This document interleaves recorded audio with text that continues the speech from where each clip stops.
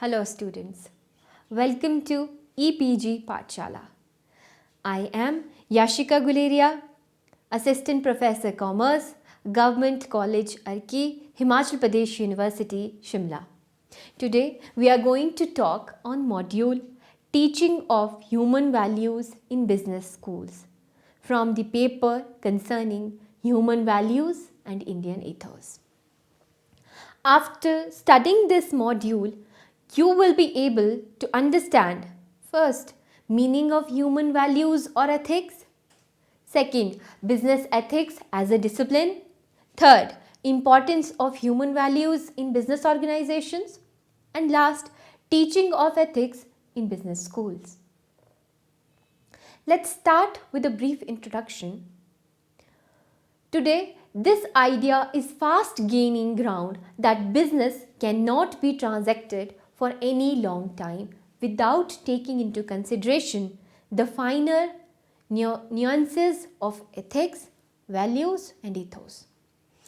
Business ethics have emerged as a distinct discipline in itself, which supplement the entire management discipline.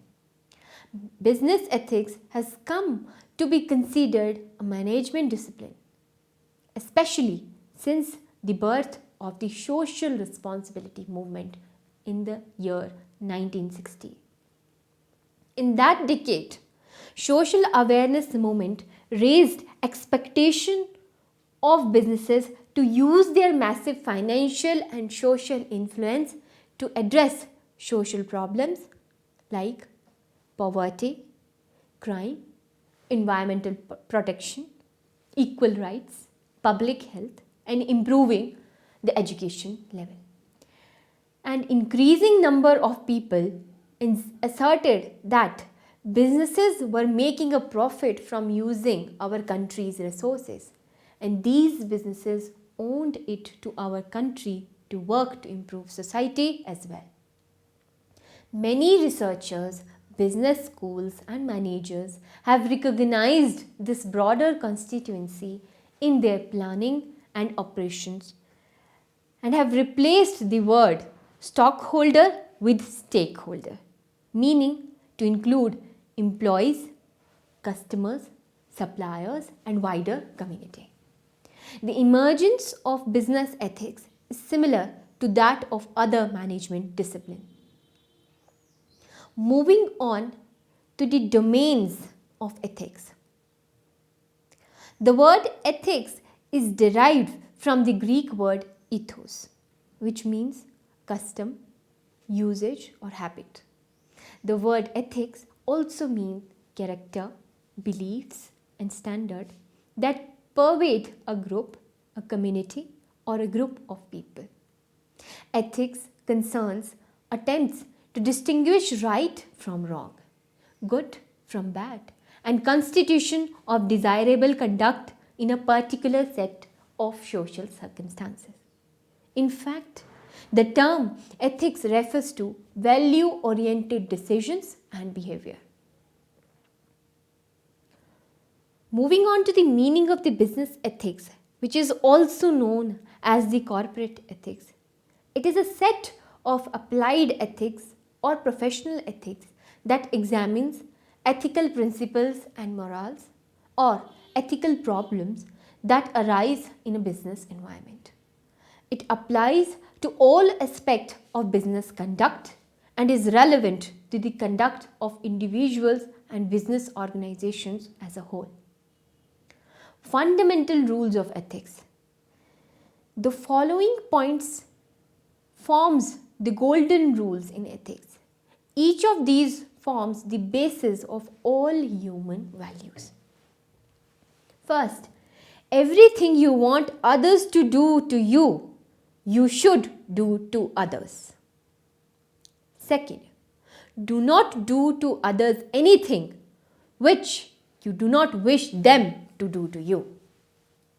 Third, do not do anything to others that, if done to you, would cause harm to you.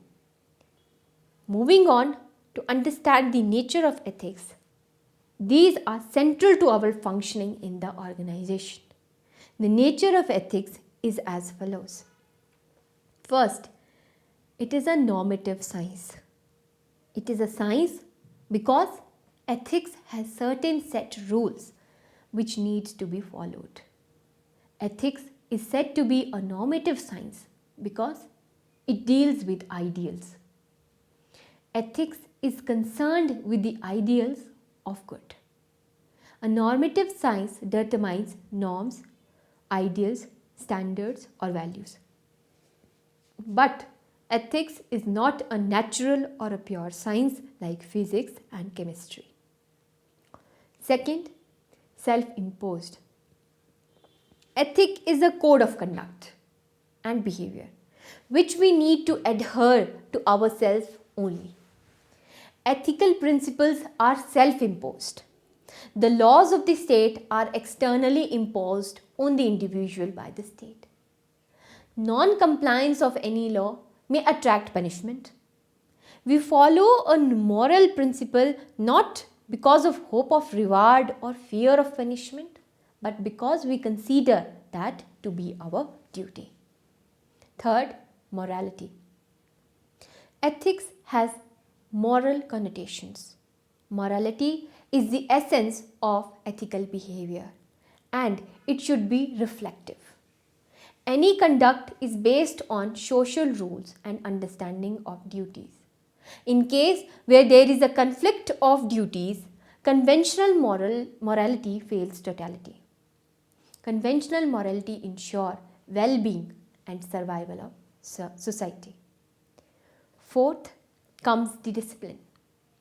Ethics are observed in the spirit of self-discipline. Ethics follows the rule of discipline. Discipline is necessary for ethics and it plays a vital role in ethics. Ethics contain principles, rules and regulations. Business ethics as a discipline.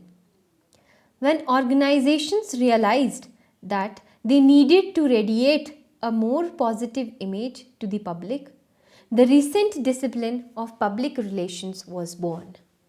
When organizations realized that they needed to manage their human resources in a more efficient way, the recent discipline of human resources was born. Similarly, as commerce became more complicated and dynamic, organizations realized they needed more guidance to ensure that their dealings supported the common goal and did not harm others. Business ethics was born as a result. Note that 90% of business school now provide some form of training in business ethics. Now, if we see the ancient Indian education system, what are the values we can derive? The ancient Indian education system was basically aimed at personal growth of individual. Indian education system is the oldest in the world and has some qualities which are proud of and which do not exist anywhere else in the world. The ultimate plan of human society of that age was the achievement of Supreme, that is Brahma, which was customary in the entire visible world. A man should employ himself in karmopasna, that is work is worship, and thus purify his inner sense and gain the supreme. Education in its historicity in the Indian context relates to primacy of a classical tradition based on the ancient textual material, mainly the Semites, Brahmamanas, Aranyakas and the Upanishad. Gurukul, Guru Shishya Parampara, Varna, Aksharambha, Divija are some familiar terms denoting the setting, the teacher-student interaction, social stratification and the two stages of initiation to knowledge seeking in ancient Indian education system. Let's have a look on the aspect of teaching of ethics in management. Today, at the national and global level, ethics have acquired a distinct niche and have been included as a major course in the management education. It, in a sense, is the soul of business operations. As an academic discipline, business ethics emerged in the year 1970. Business ethics is a part of the philosophy of business, the branch of philosophy that deals with the philosophical, political, and ethical underpinnings of business and economics. Business ethics operates on the premise, for example, that the ethical operations of a private business is possible. Very often, it is held that business is not bound by any ethics other than abiding by the law. Milton Friedman is the pioneer of this view. He held that corporations have the obligation to make a profit within the framework of the legal system, nothing more. Friedman made it explicit that the duty of the business leader is to make as much money as possible while confronting to the basic rules of the society, both those embodied in the law and those embodied in ethical customs. Ethics for Friedman is nothing more than abiding by customs and laws. The reduction of ethics to abidance of laws and custom, however, has drawn serious criticism. Cohen-Dare, in his presidential address to Society of Business Ethics, said, "Business school instill wrong values or ignore issues critical to developing integrity. Therefore, business schools must have ethics in curriculum so as to lead to strong ethical system in the corporate world." Of late, some common changes that business schools have made to strengthen ethical training are: first, instituting mandatory courses on ethics, professional responsibility, or corporate social responsibility.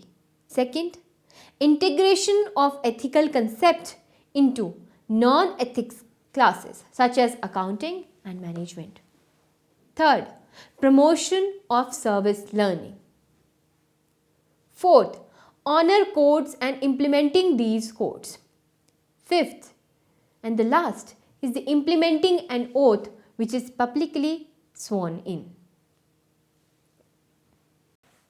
There are some debates on teaching of ethics. Teaching of ethics include: first, stimulating moral thoughts. Second, developing problem solving skill. Third, creating a sense of moral obligation. Fourth, recognizing ethical dilemmas. And last, tolerating or reducing ambiguity. Arguments in favor of teaching ethics.